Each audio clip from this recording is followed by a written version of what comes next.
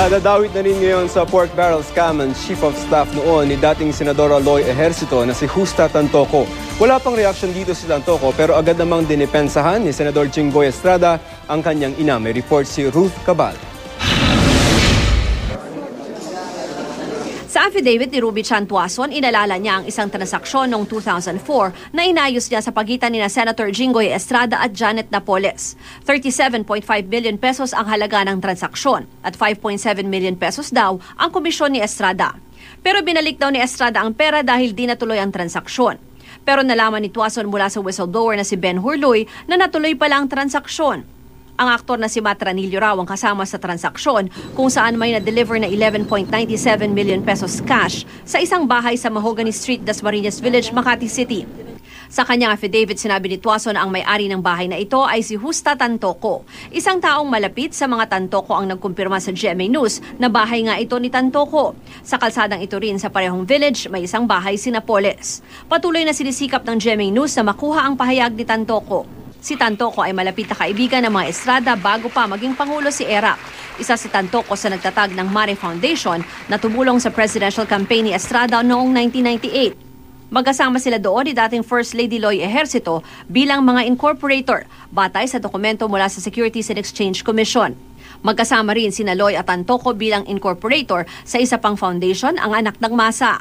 Ang nakalagay na address doon ni Tantoco, siya ring address na binigay ni Tuason na pinagdalhan umano ng pera.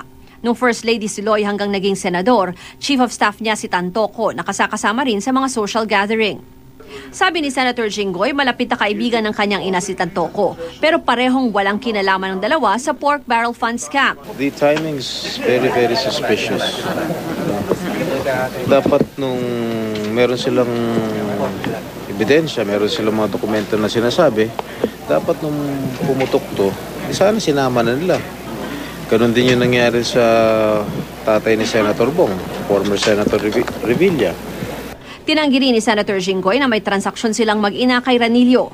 Ganito rin ang sagot ng senador nang ilabas ng GMA News noong nakaraang Disyembre ang isang exclusive report kung saan pinakita ni Ranillo sa korte ang mga disbursement voucher na nagpakita ng transaksyon ng aktor kina Senator Loy at Jinggoy para kay Napoles. Kinasuhan kasi ni Napoles si Ranillo sa di pagbabayad sa sasakyang binili ng aktor. Pero sabi ng aktor, ang mga disbursement voucher ang patunay ng komisyon mula sa mag-inang Estrada ang pinambayad niya kay Napoles. I have never dealt with Matt Ranillo. I only know him because he is also an actor. He belongs to the movie industry. Nasa ibang bansa si Ranillo. Tinawagan namin ang abogado nito na si Attorney Gregorio Narvasa pero wala ito sa kanyang opisina.